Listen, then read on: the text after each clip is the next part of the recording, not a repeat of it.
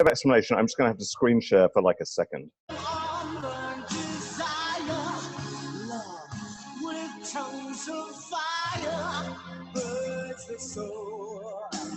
Make love your goal.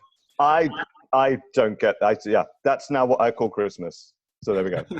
What year is that from, Angus? That must be a special one.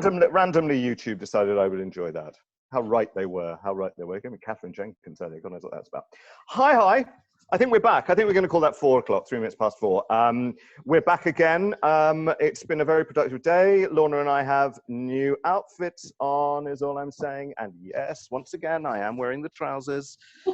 So there's nothing obscene going on here. I have to say, what's really funny is a moth literally flew out the cupboard because I haven't worn my suits.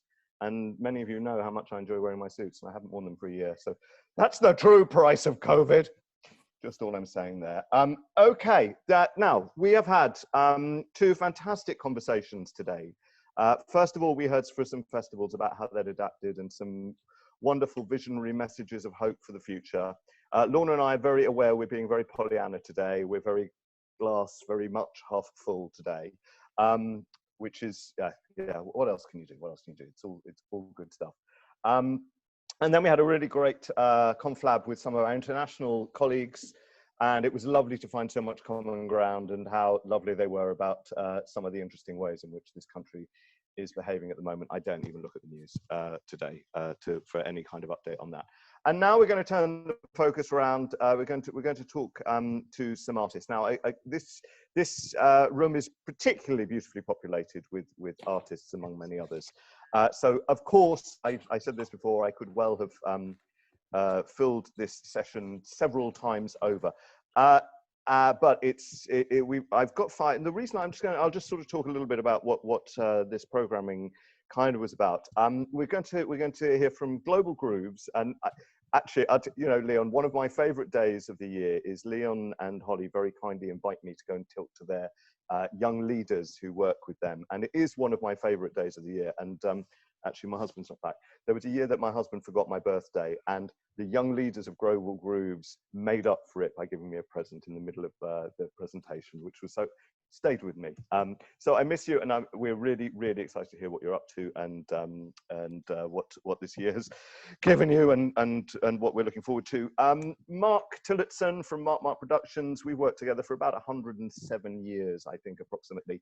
And Mark, throughout this, has been a great leader in terms of how he and his colleagues, of course, very quickly adapted their work and kind of put a stamp on it saying socially distanced outdoor theatre, which was fantastic.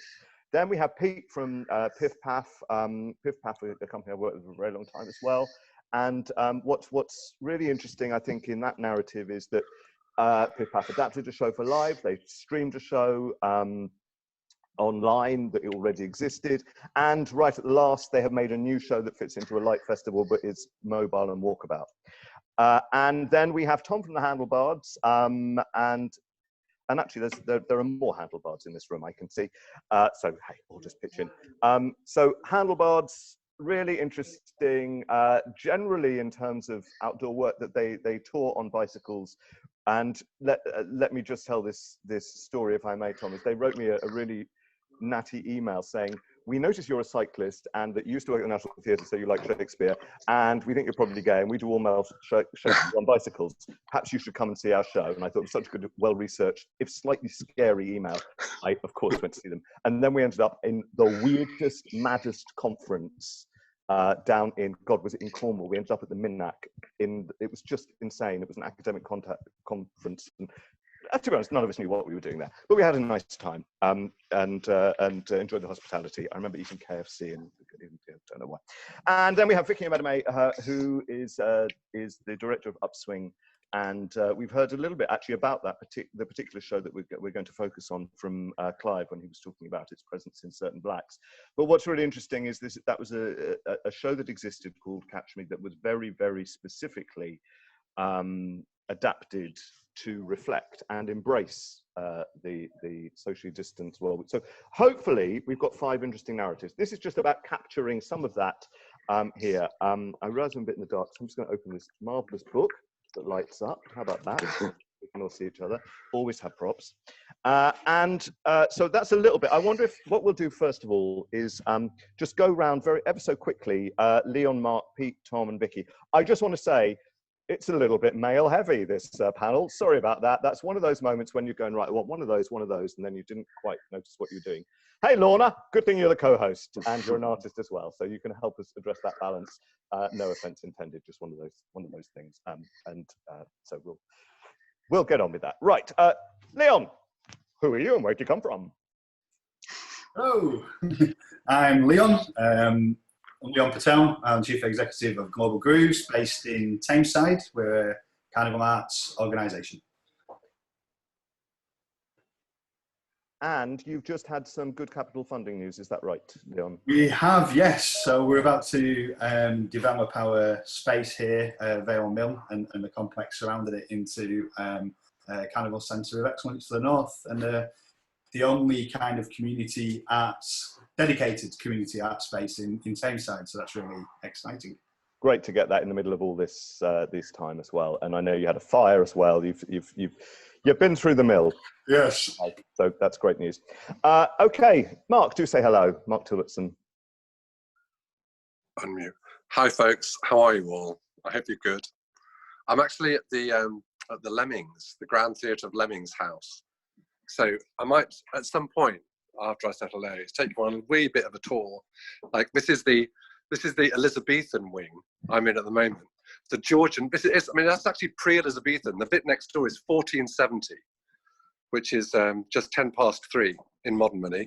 But that's when I think Edward VI or something was on the throne. So we're doing a show here tomorrow, socially distanced. Excellent, great. Live action show, that's perfect. Hello, Pete. I'm Pete, I'm at home in Sheffield, and we do little shows normally, outdoors, and we make lots of things in our shows. And there seem to be hundreds of you at the moment, so there's Eleanor and you are all there. We're stopping there. Fantastic.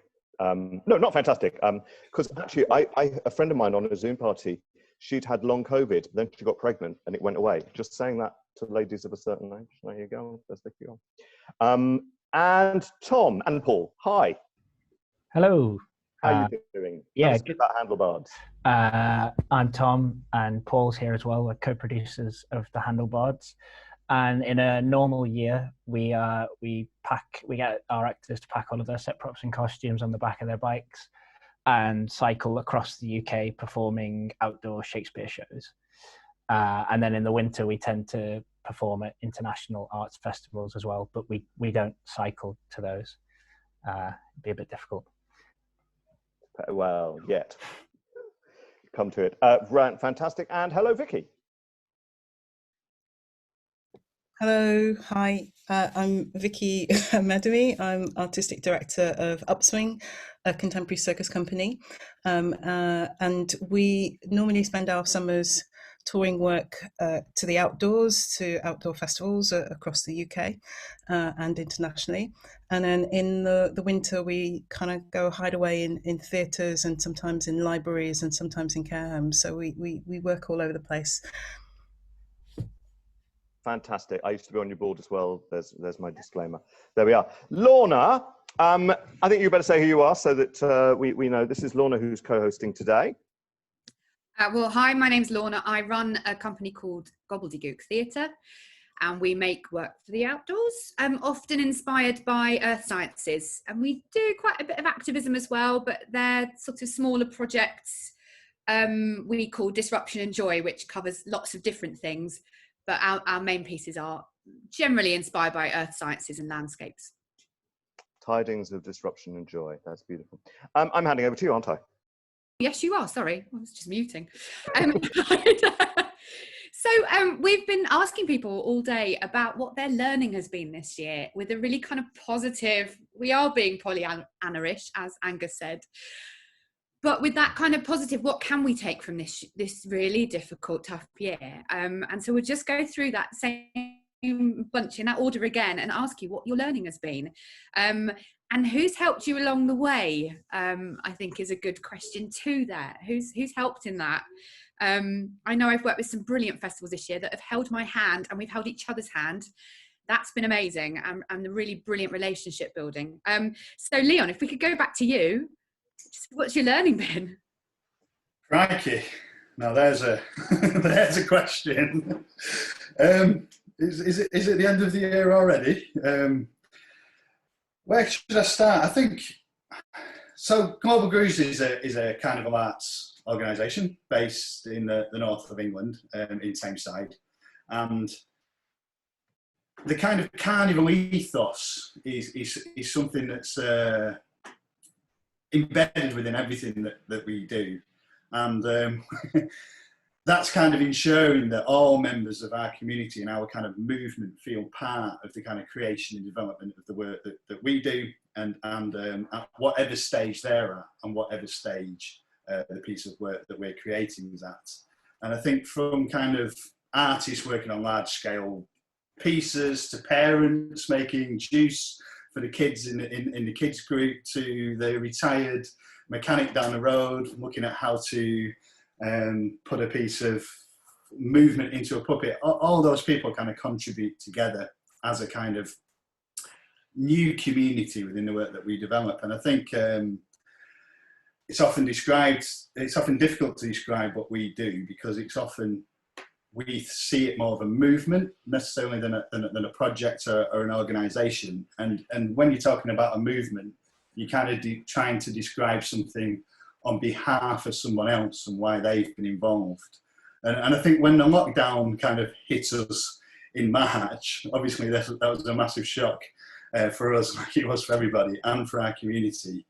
And we thought about what it was that we needed to do to kind of get through that situation. And we discovered that it very much wasn't kind of about the survival of Global Grooves and how we get through all of the, this whole year, having just had a fire before that as well. It was how we kind of kept the movement and the community and that whole kind of, that whole mini movement of energy afloat with us. So we kind of looked at how we could find the best support for that whole sector, for that whole kind of community in Tameside. And that's the thing I think that made our recovery a lot more fruitful, because it kind of allowed us all to work together. It allowed us all to have those conversations. It allowed us all to find ways of supporting each other, from small community groups to artists to other organisations to local businesses. And we sort of developed a strategy and a recovery model for us all, rather than kind of just Global Grooves sat on our own. And I think taking how well that worked and how well those conversations and how well that support network kind of performed throughout this, I think we'll start to, explore that even more now, and to see how that can support new work and life after COVID kind of moving forward. And I think that's the main thing that I learned, if that makes any sense. Makes loads of sense. And in terms of that journey, who's helped you along your way with that part? Obviously your community around you, but is there any, has it been a funding body? Is it a local authority? Who's held your hands? Yeah, I mean, Arts Council England have been brilliant. And, they were kind of one of the first major funders to respond to this. And they've just been fantastic. And we wouldn't be anywhere near where we are now on our road to recovery without them. But I think, as I kind of tried to describe before, it has been that joint energy between everybody that's kind of helped us through that.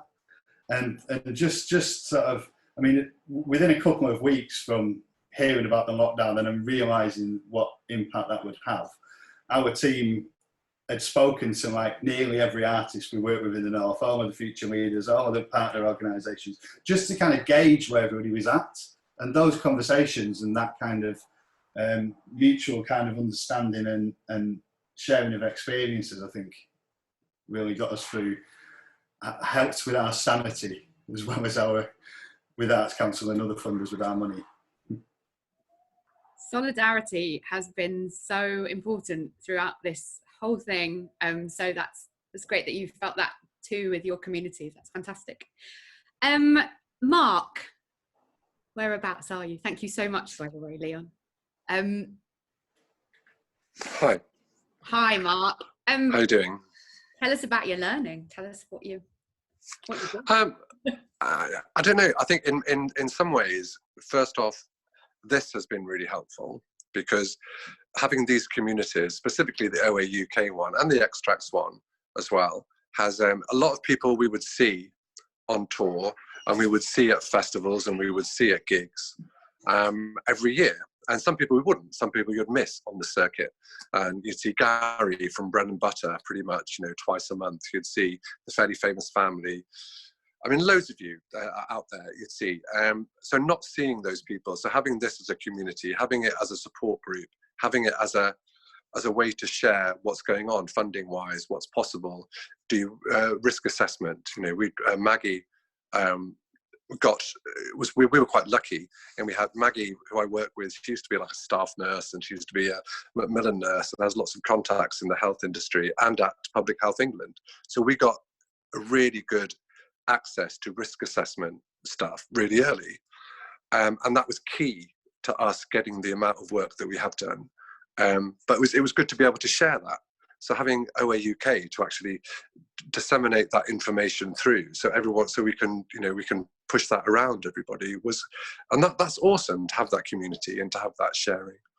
I think the other thing to learn is a little bit about doing stuff now, or trying to work and connect with bookers and programmers now, is a little bit like it was in the early 90s, when you'd just work, and you'd work with your local authority, you'd engage with your local authority, you'd be writing to not bids as they were then, but arts development officers, your local arts officers. So we've learnt that too, I think, to the skills that we developed at grassroots level, back in the 90s. And I know, looking around, it's great to see some of the faces here. Some of the faces were around then, which is great.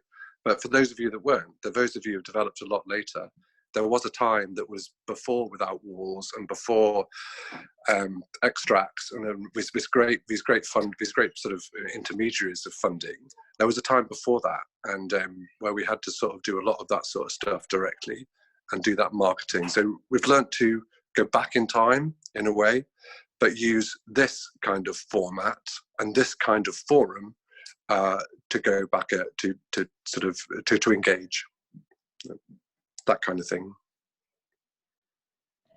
And you've got a super busy season, haven't you? You're working with performances. It is. It's not as busy as, December's busy. Yeah, it's and some of it is project based. Like being here at the Lemmings is amazing, to be in this fantastic sort of house, and they've got this sort of shop. There's a shop at the Georgian, and we're going to do it like a show now. So, and engaging with Mandy and Dave, a Circo Rumba Bar are coming. I've got Elizabeth duck considerably to get around this house, but yeah, it's taken a huge amount of work to get the work that we've got. I mean, I've never worked so hard for what we've got, but yeah, and it's we'll see what happens next year. It's going to be continuing to work with those contacts, those local authorities, those organisers, programmers, and just engaging as much as we can, really. And what we've done, that's what we've done to try and make it work. Thank you so much, Mark. Pete, I can see. Oh yes, you've done loads of things this year, loads of different things, and been really innovative. So please tell us about those and what you've learned. I wasn't expecting this question, so I'm just writing some notes then.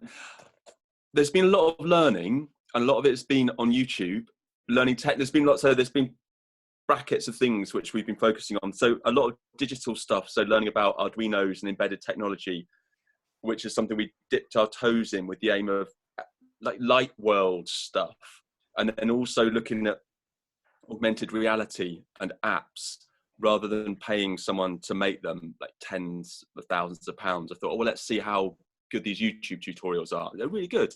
So it's been that sort of straight technical learning. So it's been a bit like a DYCP, which, because we had a baby 3 days before lockdown 1. So it's been really cool to be at home. That's been amazing, not be on tour basically. So sorry guys, we kind of enjoyed being at home. It would have been awful. So the YouTube side of stuff, we had a show coming out on Without Walls, Toast. And so we sort of had this thread of support. We just did one show of that at Greenwich, and that was really well supported. And I think that's a real thing we felt, this sort of walking in other people's shoes, holding each other's hands, is it felt like every gig we did this year was a residency or a commission. It wasn't just a turn up, there's your slot, do it. Greenwich worked so hard to put that festival on, and they looked at sort of 3 separate sites for us, and the amount of churn you could feel, the amount of work they were doing between each conversation we had with them. I think so. Hats off to anyone, any festival that keeps it going this year. So that was a lot of learning. Like I say, YouTube for technical stuff, that was really amazing. The sort of online world of generous sharing of ideas, I got quite into that, and that was quite rewarding. But then there was the residency at Surge through Never There, which is Barra Collins from LAS Theatre, and that was a really good residency. But it was done digitally, but it had mentors and you do bits of work. It's over 2 days, but I think that's a really interesting format. So we're just talking to 101 about the Shedonism residency, potentially being a bit more like that. It allows you to do a bit of work and have some mentoring and do some work and mentoring. I think in terms of developing work, all this getting used to distance working could be really, I think it's really interesting. And I think it makes a big difference for people with families, because you can stay at home and do stuff and spread it over time and not all have to be crammed in. In terms of putting work on, I just want to say thanks to, well, there's Ben Irwin at Tameside. So Seed, everyone else cancelled, obviously, not everyone, nearly everyone, but Ben Irwin at Tameside said, let's make something work. What do you want to do? And we said, can we do a broadcast? And we did did 6 little 1-minute videos leading up to it, which was really interesting, exploring things you can't do live. So they're right, we can do these films. What can you not do live? So we're not in these films. And then we did a live show, sort of Facebook Live. We learned lots and did it properly with backup cameras and backup networks. But ultimately, it's not really what we want to be doing, is it? But we tried it. And then we got a commission to make Moss at Work which is like this sort of, the word hyper-local, I'm a bit confused by that, but I'm going to propose neighbourhoods. There's neighbourhood shows going around people's streets with a show quite big. It was a tricycle with lots of lights, really loud music, and just shouting at people and making them come out to their windows. So we did the show collecting lights, and so we learned about that format, and I'm really excited by that because that takes us back to the roots of what we're doing. And I'm going to propose the 4:30 to 7 o'clock slot. That's the sweet spot. If you get round a neighbourhood, then kids are being dragged out of bars, dinners falling out of their mouths, grandparents coming to the window, everyone. It's really such a joyful slot. 4:30 to 7 o'clock, massive. Let's all do shows along streets. And also network, like really, Nikki from Fools just rang up really early on in lockdown. That's really nice. And Bill as well. It's people that ring up and then you sort of start this dialogue that sort of helps you clarify your thinking throughout the summer. Just peer-to-peer, as it's called, isn't it? Chatting to your mates just to stay sane, but also allow yourself to think into the future. Has been really nice. There you go. Masses, and you've done loads of different things, and you've just had a baby, and like just managing all of that sounds tough, but amazing. So yeah, I'm sure we'll come back to some other things and pick some of those things up. I've also found that 4:30 to 7 o'clock slot to be very productive. So I would commend other people to make that work then. Next up, we've got Tom. he's got a very different style of performance that's much more, you know, audiences sit down. It's a more traditional style in many ways. Yeah. I think our biggest learning from this year was we had to so we booked 2 summer tours. We have an all-male troupe and an all-female troupe, and we booked them to cycle across the UK. I think about 160 shows, and we had to cancel everything. And a lot of people pre-booked tickets to our shows, so we already had about £10,000 of ticket sales, and we invited audiences to either, you know, have a refund, have a gift voucher, or to donate. And we were just I think quite overwhelmed by the amount of people who were willing to support us. It was really, really, really nice, and some amazing messages. And I think that was what I've written as our biggest learning, was just that outdoor arts audiences are resilient and loyal and very supportive. We then we did a fundraiser, and we managed to raise a lot of money through, again, those same audiences. And then when we did manage to, so when lockdown eased over June, or was it June? I forget now. But we managed to quickly put together a shorter tour with 3 of us who all lived in the same house. So we were in a social bubble. So we were able to go out to a couple of venues. And it was just amazing. Like when we got back in touch with those audiences, and people were just willing to come back out and give it a shot and come to see a show. So yeah, the resilience, I think, was brilliant. And it was such a great atmosphere as well to get out in that summer and to, you know, perform. We limited our numbers for COVID safety, but it was just such a great atmosphere. I think everyone was buzzing just to be out and enjoying art. So that was really nice. And another learning, I think, is you've really learned that venues that are the best were those who really towed the line quite carefully between hospitality and COVID safety, in that you never made your audiences feel unwelcome. They never made audiences feel on edge. There was a real sort of a care put into COVID safety being felt like it was, audiences felt both safe but also incredibly welcome. And we had quite a few venues who were really, really good at that. So yeah, that was our main learnings. And what was the show? Was it Romeo and Juliet? Yeah, we did a 3-handed version of Romeo and Juliet. It was a lot of fun. And I don't know, because we've been out with a few times with performance, and audiences were really emotional quite often, especially those early August dates. And I felt emotional too quite often. So absolutely. So many people coming up and just being so thankful. It was really, really sweet, actually. People, you're right, people getting very emotional. But it was just really good to connect again. And they're just so resilient. I think that's the word that really sticks with me. It's just they wanting to get back out and enjoy themselves. And outdoor arts was the safest way to do that, I think, and will continue to be so for quite some time. None of our gigs felt like they were just gigs this year. They were much more meaningful than that. It was like communities coming together, wasn't it? It really was. And Vicky, I wonder if you could tell us a bit more about the project and then the learning that you made through that with capturing. Yeah. So after we got over kind of mourning all of our losses at the beginning of the year, we had a moment of, I guess, shifting our attention away from ourselves and looking at our broader community. And I think that's one of the biggest learnings that we've had this year as an organisation, is that we are part of an ecology, and every piece of that ecology is really, really valuable. And we have reached out to support our communities and our artists, but have also been brilliantly supported by a few wonderful trailblazers, angels.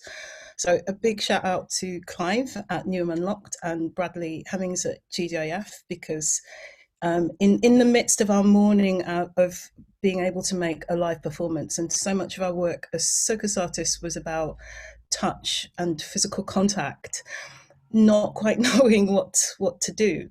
And being given this opportunity by two commissioners to explore redeveloping a piece of existing work, Catch Me, which was a piece about bringing these two unusual bodies together, an older white woman, and a young dual heritage man, people that you don't often see in physical contact with each other, into physical contact in public space. That was the premise of the work.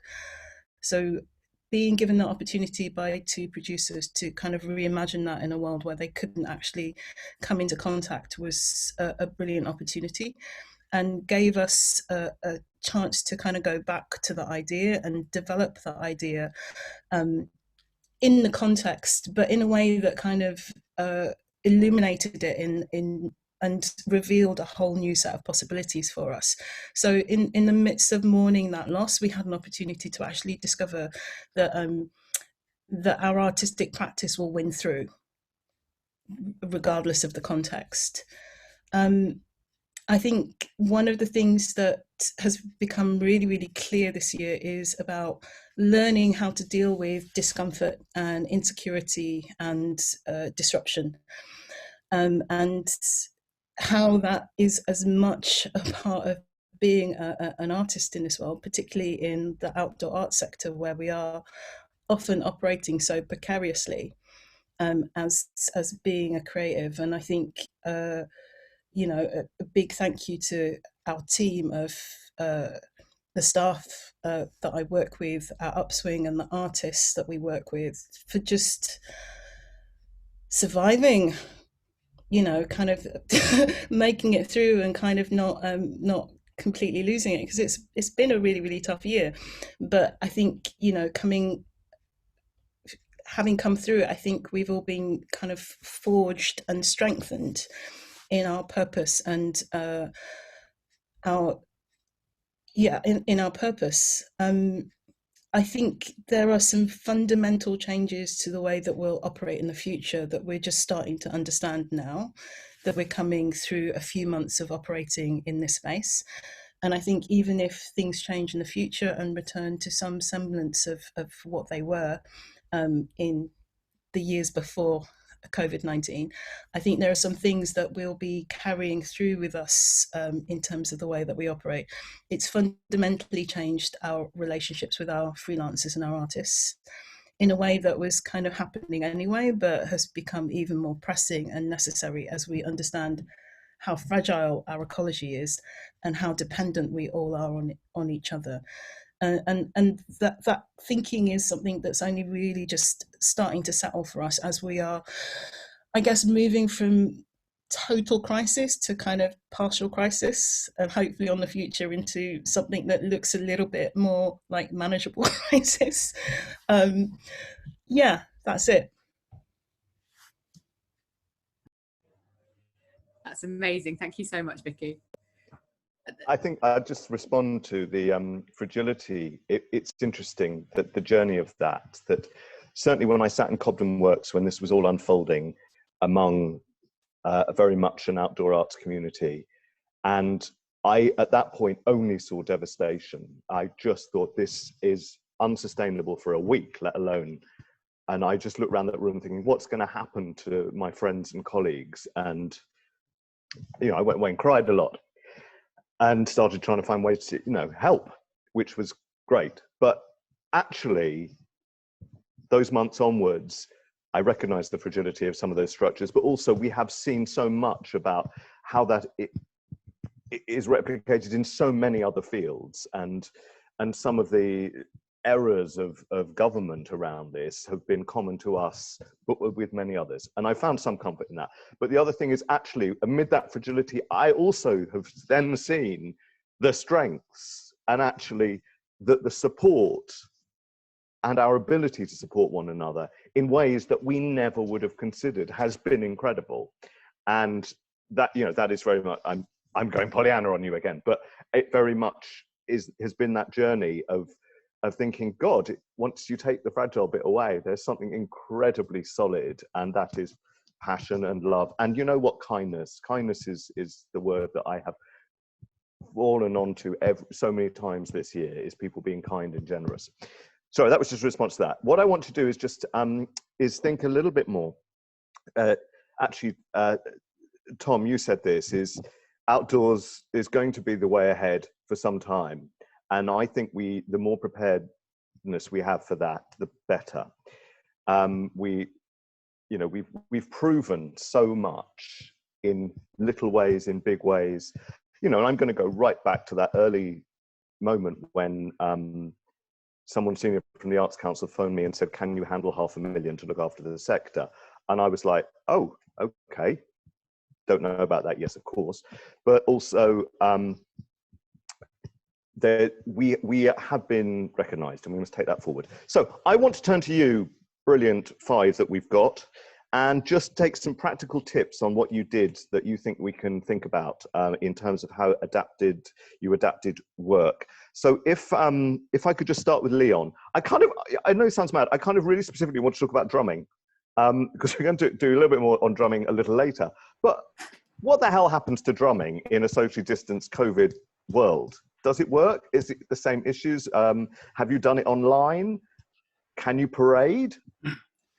Yeah, you have to send your neighbours earplugs and make sure that they've got, good ear protection. But drumming is tricky.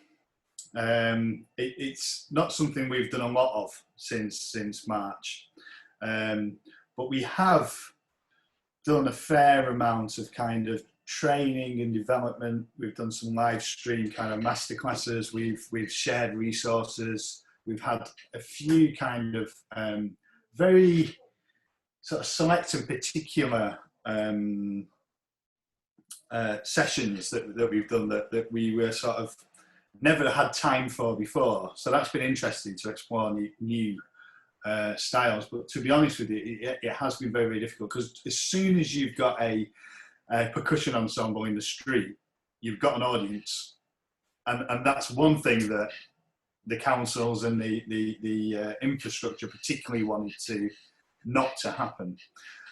So that has been a challenge. That said, we did explore some ideas around how we might use that to go into communities, go into some of the local estates, and have a few percussionists or musicians, a few performers, and actually kind of take performances to people's doorsteps and look at how we can kind of bring the arts to the people rather than expecting the people to come to the art, if you see what I mean. Which has been interesting, because it's a way of reaching audiences that may never ever have experienced anything like that before. But drumming isn't something we've done a lot of. No. And what about working with young people? How's that response been from kind of families and things? Great. We've done all sorts of stuff. So we ran a project called The Missing Patch, which was a carnival arts program where we sent out batik kits, silk painting kits, actually through people's doors in the local community, and they kind of created these pieces of work in response to a story, and then posted all those back to us in kind of stamped addressed envelopes. And now we've got hundreds and hundreds of amazing silk square patches that are going to be sewn together and created into a giant kind of hot air balloon, and telling the story of those communities in the lockdown. And that was really interesting, because we actually reached communities we never reached before, and we ended up having to kind of translate the instructions into all sorts of different languages, and kind of, it was quite amazing. And we had a spoken word kind of story writing program that worked alongside that, and ways in which people could upload their own artwork to the website. And it created it was a way of creating carnival like we would do in the studio with loads of people, but doing it kind of in each other's houses on our own and bringing it all together. So when it is safe to do so, that balloon will go out on the streets into those communities. And we've done a lot of online training with the Future Leaders cohort as well. So we've had masterclasses and talks and business development sessions, and they've created a kind of manifesto for the Future Leaders program as a group of young people, so that they can steer that forward. So there's, all sorts. The balloon sounds great. That sounds like it'll be a wonderful symbol, and I like the fact actually it has to wait a bit. I think that sounds, it has to wait till the time is right. And also, you're a Claw Fellow too. On my cohort was Jo Hunter, who is the CEO of 64 Million Artists. And 5 years ago, when she was talking about that, the idea of kind of doing craft generally kind of online a bit was sort of a vague notion, and she seemed to have a business around it. Now it's what's brilliant is we're all finding the facility to do it, and I think a lot of her initial work is proven. It's brilliant to hear that narrative. Thank you. Some super top tips there. Now, Mark, you seemed particularly adept at talking councils into the idea that they could still have street theatre. How did you do that, Mark Tilletson? Because we can, and you can, and all councils can, as long as they're not closing the town centre, then outdoor performance can happen. But what we have to do is be as creative as possible with how not only you manage the audience model, but how you deliver what your form, what the dramatic form is of your piece. But I just look around the room and here, and I see some of the most creative. I've been at festivals with you all, and it's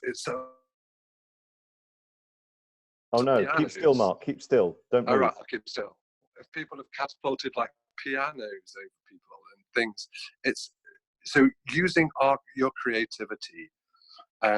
As to actual talking to the councils, it's been just like that direct relationship, using the science that's in the risk assessment to allow that conversation to take place, and then talking about audience models. I think it helps that Mark run 3 of the courses at universities for outdoor arts and for drama schools. So we've been able to use a certain amount of academic rigor to back up things like talking about audience models, or talking about what dramatic form the piece would need to make both things fluid. And one of the reasons that the Christmas market might not have worked in Nottingham is that a market is static, the audience is fluid, but you're relying on the goodwill of that audience to obey those rules.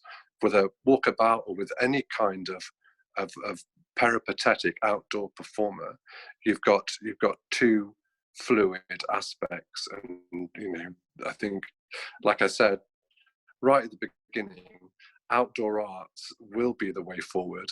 Outdoor arts will show the way forward, and outdoor arts can do it responsibly. And not only that, it'll do it well, and it can do it spectacularly, but and safely, and absolutely safely. That's great. And you've been very generous, I know, with sharing your risk assessments throughout this whole process and updating them, which is we're very grateful. National Association of Street Artists, of course, also did some. We worked with them a bit on their risk assessment. I mean, it's going to be the way ahead. Also, I kind of want to point out that some of the tone of what you did, of kind of actually characters that you don't want to go towards and gather around, it was a really interesting point. The way very early on, I remember someone saying, "Stilts, let's all do stilts because you're up," stuff like that. I thought was really interesting. Yeah, that's been great, and thank you again for sharing so much. It's a pleasure. Pete, I wanted to, Toast. How much did you have to change of Toast in order to do it at Greenwich? Couldn't give people food. Well, we didn't give people food or coffee, and had to throw the donuts at Shiv instead of pass them to him. Other than that, and we had to say that we wouldn't sing in each other's faces, but we could have given away food legally, according to regulations, because we went through it. We got really good support from Without Walls, with Mattor there, and I'm sure that information is accessible, Extracts Without Walls. We could have legally given away food, but it was about perception. So I'm sure everyone's come across this. You're fighting the 3 parallel sort of battles of what you want to do, what is legal, and what will just make the impression that you want to make you look responsible. So we didn't change it. Oh, and the dances, that was a huge thing. We had really lovely scenes where people held hands and went these big snaking, a Breton dance and a Yiddish dance.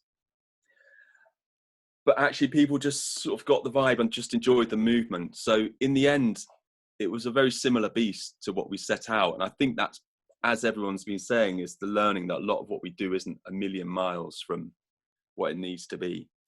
And did that inform you sort of, because you made a show, am I right, the Moths show is like from scratch? Yes, yeah. In COVID. So you were able to use all of that, presumably, in that. What were your top bits of learning that you took into the making a new show?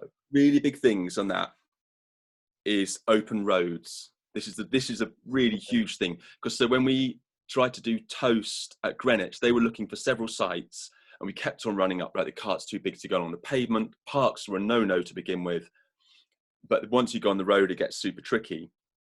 But so with the Moths at Work, and also scale, then you start thinking, right, you've got to perform over cars.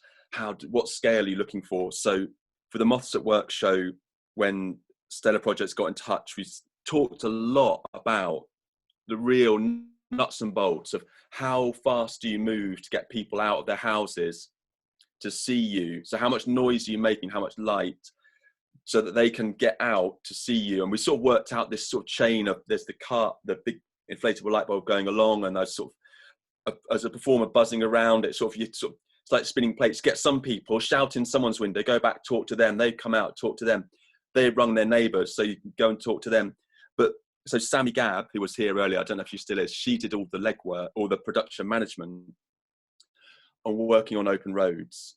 And I think, and I'm really happy to talk about that with anyone, but essentially I've researched and made a road legal electric assist pedal cycle. So the trike is road legal, and you're not allowed to close the roads. Security guards won't work in the roads. You're not allowed to control traffic.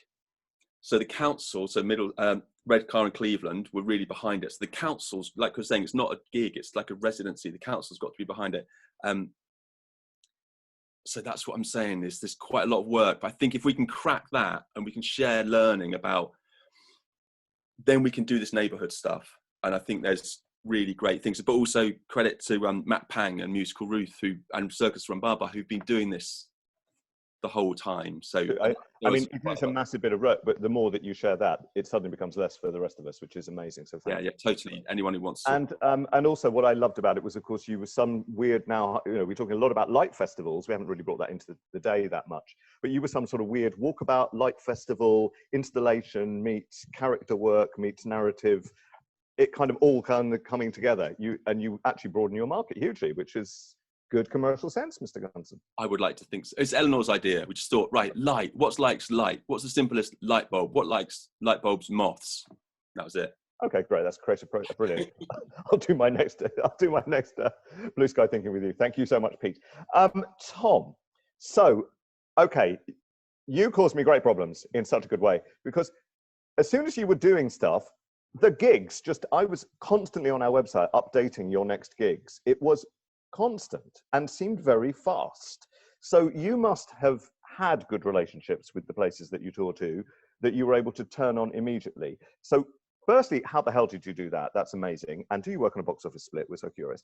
And secondly, did you do anything in the work? It's really interested to see that your image was a Romeo and Juliet in masks kissing, which was a kind of very interesting modern take on Romeo and Juliet and the situation. But did you have to do anything in the show to kind of help audiences feel comfortable with, presumably there was a bit of kissing in the show, I'm going to guess, though I didn't see it. Those are my two questions to you. I'm gonna, if he is still here, I'm gonna let Paul talk a bit about venues, because he's he deals with all of our venues. If he isn't here, I'm gonna keep talking until he gets in. He's here. Go, Paul. Great, lovely, nice to see you too. Hello. Yeah. So for us, we've got a lot of venue contacts. So that's been our sort of our job for so long, is building contacts and relationships with and venues across the country, across the world, and also creating venues that may not have been theatrical previously. So turning up to a pub and asking them if we can do a show there. So yeah, we've got a lot of people who are interested in doing shows. We had 160 who were interested in doing a show in 2020 and have booked a show, and then we cancelled them all. But at the same time, we then penciled dates with people that might be interested if we were able to do something. So we were always 1 foot into the positive positive aspect of, if we could do something, we will. And we actually had a tour schedule booked and penciled with venues before we even knew we were able to do something. So yeah, like you say, Angus, it was a very, very quick process when we were able to go ahead. And yeah, the tenacity of us and the venue managers was a really great thing. Everyone was really on board, really wanted to make something happen. Every venue was different, but the differences all fed into the conversations with each other, and so we managed to build a really solid socially distanced model, which was really cool, and it was really nice to work so quickly with people, because a lot of the venues which we go to are normally sort of like National Trustee castles and gardens. They aren't that quick moving normally. So it was really fun to sort of have a very fast relationship with them and get stuff on the road. So that was our venue. Can I delve ever so slightly, and I'm not asking you to show your budgets for this, but financially, how did you make it work in these circumstances? It feels like a huge risk when you didn't quite know you were going to do shows. Yeah, absolutely. We so every single venue got the same deal. It was a £750 guarantee to us versus, I think it was 75% box office split. On the proviso that if the venue had to close because of COVID, or we had to self-isolate as a cast because one of us got COVID, there were no fees due to anyone, and everyone was refunded, and that was all fine. That's based really on our like typical touring model, which is normally a little bit more expensive, but we were able to cut those costs down because it was literally just me, Tom, and Lucy who all live together. So brilliant. Thank you for sharing that. It's just I think we're just really curious. It's really interesting. Absolutely. Yeah. And what about the content of the show? Did you explain to the audiences that you were living together and it was all okay and don't be worried? Yeah, exactly. Right at the top of the show, just a really, our shows are very open anyway. They're not very formal, not very traditional. So we just have an opening speech saying hi to everyone, letting everyone know that the three of us all live together. And so Tom and Lucy are a couple. And so obviously Romeo and Juliet were played by myself and Lucy. And so, yeah, there was just lots of very open conversations with everyone, letting them know what's going on. We had a single joke right at the top of the show where I think it's Samson goes, "I will bite my thumb at him." And before doing so, he sanitizes his hands. From that point on, it was not the COVID show. We were not there to sort of lampoon or satirize the situation. We were just there for everyone to have a good time. So yeah, we touched on it at the beginning, but then just took off from that point. Right. And can I just say, and when you couldn't do shows, you were delivering food on your bikes, is this right? Exactly. Yeah, we did in South London, where Paul and I live. That was the first thing we did when when it all kind of first happened. That was our reactive thing, was just to try and help the local community. So brilliant. Because I've seen many a touring van turned into a food delivery van. That's great, and great you did it on bikes. You know, we love a bit of cycling. That's fantastic. Thank you, guys, and all power to you. Vicky, the practicalities of turning that beautiful show that you loved and your heart and soul are there on the streets for all of us to see and be moved by, and then you had to stick a piece of plastic up in the middle of it and keep your beautiful dancers separated. I know it broke your heart, but something very beautiful came out of it. Tell us how you did that, Vicky and Meadowy. It didn't break my heart. I mean, I think, kind of what we recognise that what we do brilliantly is we do live performance. And what we also do brilliantly is we bring bodies together in dynamic relationships. And what we also do really well is we create collective experiences for our audiences that take them out of themselves and make them feel part of something bigger. And these were all things that we were like, how do we do this if we haven't got the usual materials that we work with, and how can we do that safely and well enough for us to be happy with? So I think one of the things at Upswing is that our practice isn't just about the form. it's thematic and it's content driven. So we went back to the themes of the work and thought about how they could inform the way that we adapted the movements to make the same statements that we were making in the original piece about race, about aging, about gender, and about connections across difference. So that we kept what it was that was also powerful about the work, that wasn't just about circus and movement. And what was powerful about the work was kind of seeing these two bodies operate together, but there's still this kind of metaphorical distance between them. So rather than have a metaphorical distance, we thought, well, what if we put a practical physical barrier in? And that was the starting point for starting to work with a screen between the performers. And it kind of launched us off into some really new directions with the work. We found that the screen gave us an opportunity to keep them apart, but also have them appear to be really close with each other. And that gave a whole new layer to play with in terms of the dialogue that we wanted to have about distance and disconnection, and was resonant with the time, but without being a piece about COVID, because we also didn't want to make the COVID circus show. We wanted to make something that was kind of meaningful to a bigger social dialogue for us, you know. And with the rise and awareness of the Black Lives Matter movement, it also felt it became even more pressing to have that conversation in public space. But not to make it a pill for people, something that, you know, was a collective experience. I think the practical challenges of going into the rehearsal room and how you maintain that was really complex. And this is where this change in our relationship with our performers, you know, we begin to articulate it, because as circus practitioners, we're used to going into a room and taking risks, but we know what those risks are. Historically, we've worked for years to identify them and put things in place to make it as safe as we possibly can without kind of compromising the art form. But suddenly we were working with this new layer of risk and tension that impacted people, not just in terms of the physical practice and what was going on in the room, but also had a massive impact on everything that was happening in their lives in that moment.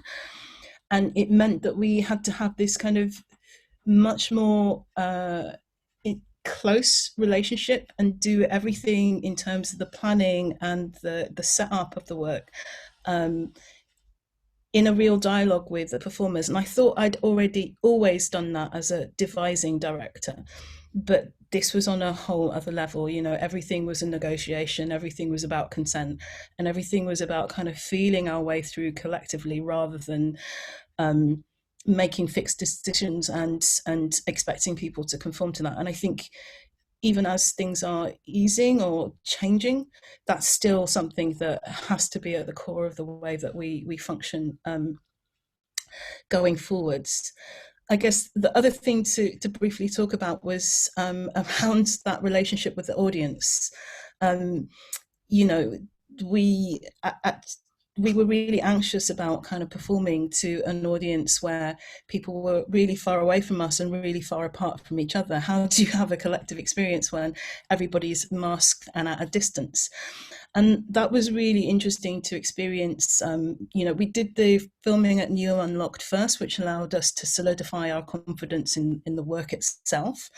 But the presentations at GDIF was the first time we met an audience in that context. And it was actually, the first show was really difficult for the performers, because they were like, this doesn't feel the way that we're used to feeling when we're in front of a live audience. And it took them a while to recalibrate what their relationship with the audience was going to be.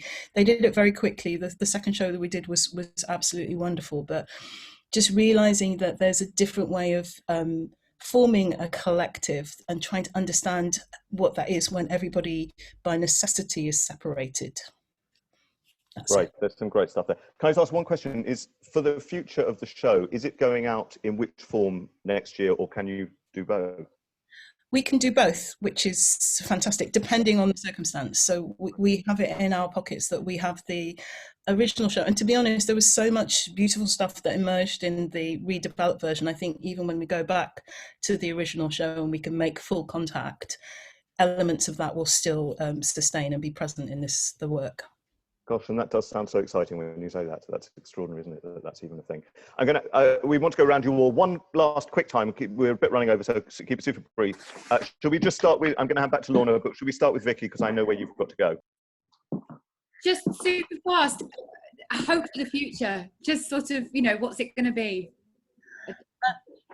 My hope for the future, I think, it's really kind of born off the new relationships that we're building, and that we're able to maintain that kind of level of communication and contact. I think being away from each other all the time has forced us to really actively think about how we connect with people. And I think that's a beautiful thing that's going to sustain and develop and evolve, even as we're able to start seeing each other accidentally when we're back on the.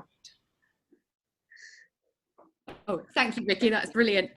Leon, and lovely to see you. Leon, a quick hope for the future. What's it going to go It's forward? a really exciting time for us because, I mean, we're just about to open Thameside's only kind of dedicated art centre. So that'll bring something new to communities here, and it's made for outdoor art. So brilliant. You're a Phoenix organisation, aren't you? It's amazing. Yeah. We'll be all over that as well. New Creation Centre. Hurrah! Mark. Yeah, I'd say be creative. I mean, it's creativity that will get you through it, and will get us all through it. And you don't need sort of me to say that in a way. I'm in a building right now, like I said, with like Mandy and Dave from the Grand Theatre of Lemmings. They've been doing this since the 70s. Action Space Mobile, they were connected with in the 60s. Joe Fleming is downstairs in another wing of the building. Joe, some of you might remember his dad from Whitewood and Fleming that would do those amazing shows in the 90s and the late 80s. Soko Rumba Bar are here tomorrow. This will pass, and we will keep going, and we will keep finding a way. And I hope, and I know we'll all be here doing this, and we'll be able to look back on it. But just it's creativity that's going to get us all through, and just keep smiling. And I hope you all have a Merry Christmas. Thank you, Mark. That's lovely. Pete. I think connecting to audiences and neighbourhoods. I think we spend so much more time where we live, and I think that's a really great place that's opened up. And I know the bids aren't going to want to fund it because they can't make any money out of it. So we'll have to work out a way to get people to fund all this lovely stuff and helping communities be where they are, and families and everyone, and little coffee shops and stuff like that opening up. I love that. Let's create. It's bang on with what the Arts Council strategy is. It's positive timing. Oh, that goes really badly for us. Oh. And Tom. Hope for the future. I think the indoor arts scene could learn a real lot from the outdoor arts scene. And we had a couple of instances where we performed with indoor theatres and did outdoor work. And it was really great to kind of share practices and learning. So I really hope that there'll be more of that, and they'll continue to sort of learn from outdoor artists, because there's a whole host of knowledge in this entire sector that could be really useful for everyone, I think, over the next couple of years. That's amazing. That feels really hopeful. Pete, I'm sorry, I cut you off when you said... When I said... It went badly, Arts Council badly. I'm joking, I mean... That's fine. And Tom, I so agree with the indoor guys. I'm like, yeah, come and play outside and look at this. This is brilliant, this sector, and it's exciting and vibrant and vivid. And we're much more collegiate in many ways, I think, than lots of the indoor sector.